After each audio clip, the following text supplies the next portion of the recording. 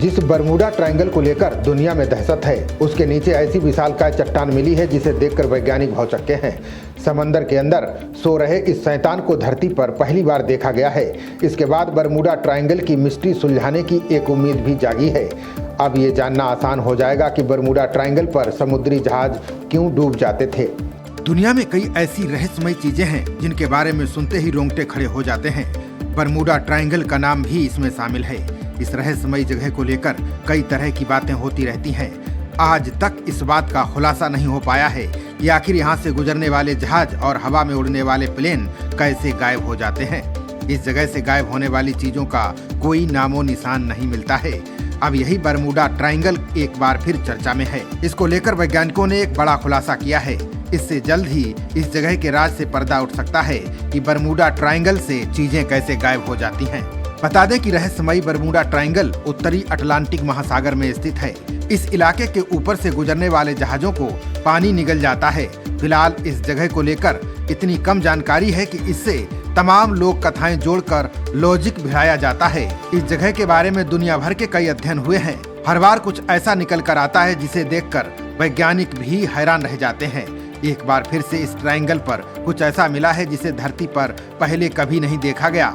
पहली बार जहां 20 किलोमीटर चौड़ी और विशालकाय चट्टान देखी गई है, इससे एलियन थ्योरी को हवा मिल गई है। इस विशालकाय चट्टान की पहुंच समुद्र की पपड़ी के नीचे तक पाई गई है। इस खोज के बाद पता चला है कि आमतौर पर समुद्री पपड़ी के नीचे मेंटल होता है, लेकिन बरमूडा में पपड़ी के नीचे और टेक्टोनिक प्लेट के भीतर एक और परत है।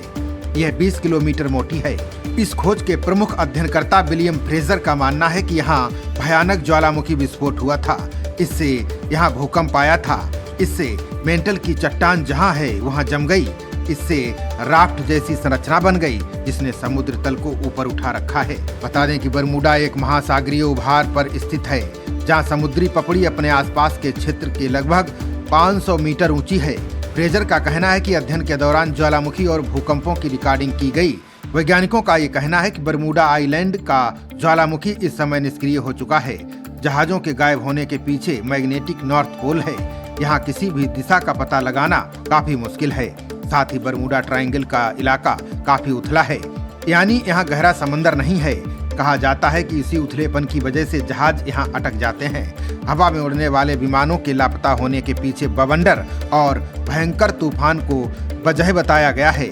एक थ्योरी मीथेन को लेकर भी है, जिसमें कहा जाता है कि इस इलाके में मीथेन की मात्रा काफी ज्यादा है, जिससे जहाज पानी में तैर नहीं पाते हैं और वो डूबने लगते हैं। खबरों का सिलसिला जारी रहेगा। देखते रहिए जनप्रवाद। नमस्कार।